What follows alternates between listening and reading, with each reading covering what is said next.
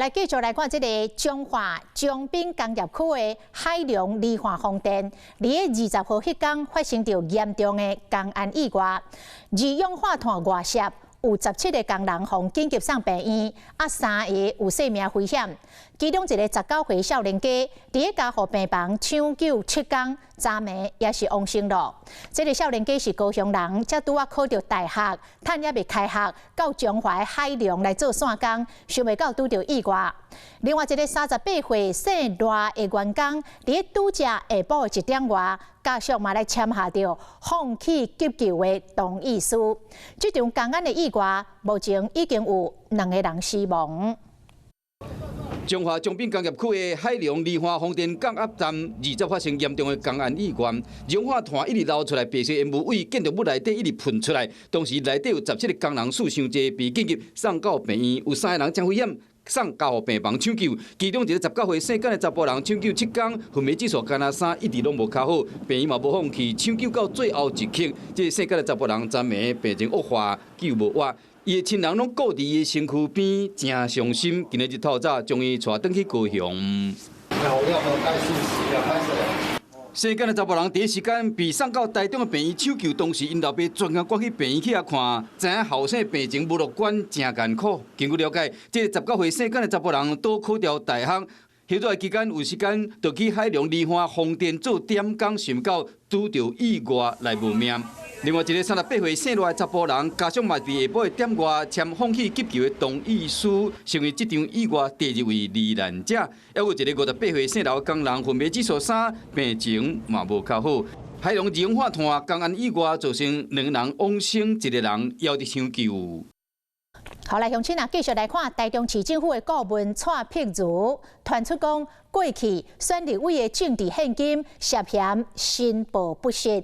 讲实际上是人事费，但是用交通费来申报，申报不实的金额超过100万。蔡碧如是来回应讲，交通费都是志工的车马费，拢有问过会计师的建议，讲这是恶意造谣言。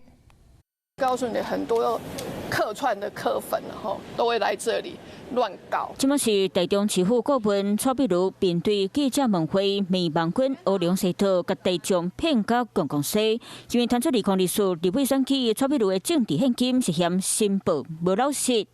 蔡碧如的政治现金申报表拍开一个看，内底规排收支科目全部拢是交通旅费支出，申报金额为上济5万到2000。网友伫咧面册社团顶要了，蔡碧如敢若是用交通费名义支付选举团队薪水，其中有人拢总领106笔的交通费，特别2000拢总领超过20万。那会计师是跟我说，交通费有交通费，他说基本上大概就是车马费，他有一定的申报的方式，那他认为这是合法合规。某人这期其中团队成员的交通费，拢固定伫咧卡数直接领钱，某一摆就领4-5万的交通费，比路口做助理的薪水行情可较悬。那他是负责帮我，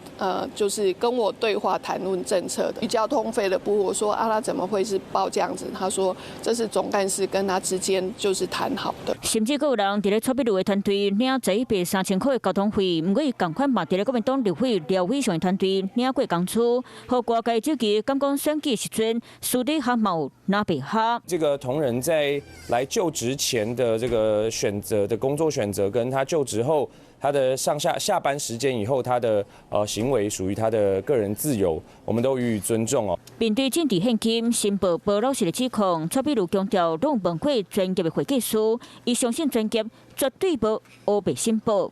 Hello， 我是蒋欣梅。想要抢先掌握最及时的新闻资讯吗？赶快订阅、按赞、开启小铃铛，锁定华视新闻 YouTube 频道。